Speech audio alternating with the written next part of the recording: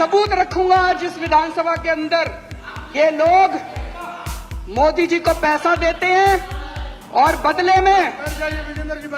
में मोदी जी इनके खिलाफ इनकम टैक्स नहीं होने देते, नोटबंदी के पहले इन लोगों को बता देते हैं और इनका काम करवाते हैं। ये आज मैं सबूत लेके आया हूं जी।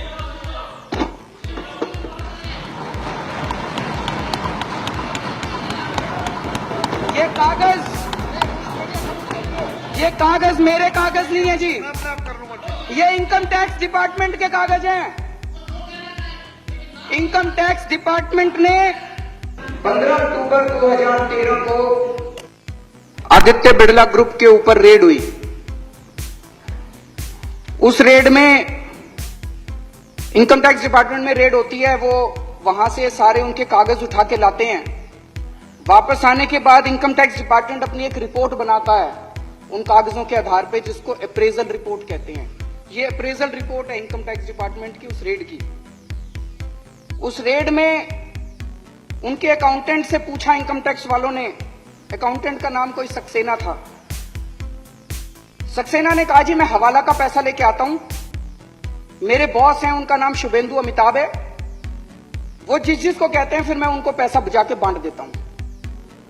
शुभेंदु अमिताभ बिड़ला ग्रुप के ग्रुप एग्जीक्यूटिव प्रेसिडेंट थे।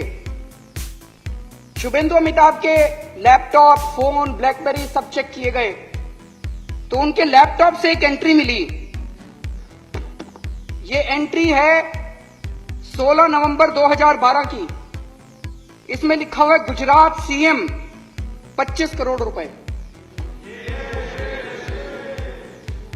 गुजरात सीएम के आगे 25 करोड़ रुपए, ब्रैकेट में लिखा है 12 डन, 12 दे दिए, रेस्ट क्वेश्चन मार्क।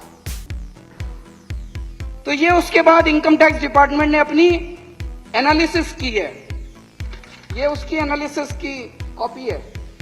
एनालिसिस में इनकम टैक्स डिपार्टमेंट लिखता है, considering the highly incriminating nature of transactions in the data retrieved from the laptop and hard disk of Shubhendu Amitabh and evasive replies and unsubstantiated claims made by him, it would be imperative for the assessing officer to scrutinize the data available in seized documents, including the laptop and hard disk, and determine the quantum of income concealed by Shri Shubhendu.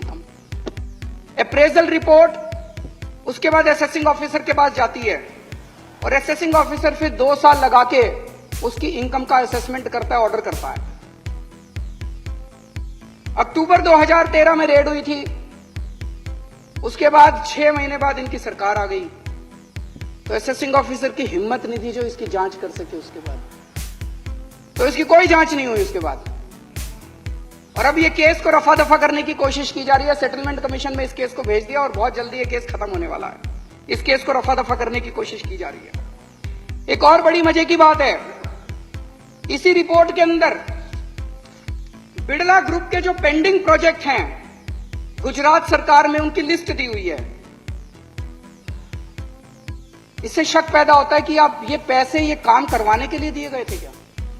इसमें लिखा है, levy of stamp duty matter has been taken up at the principal secretary level and through the honourable chief minister's office, deputy collector stamp has been instructed from Gandhinagar not to initiate any action.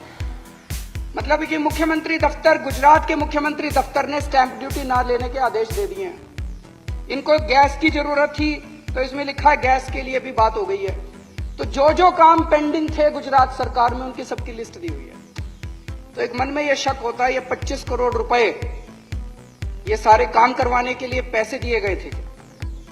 एक और इसी तरह का incident हुआ। अगर ये एक ही होता तो लगता कुछ गड़बड़ है।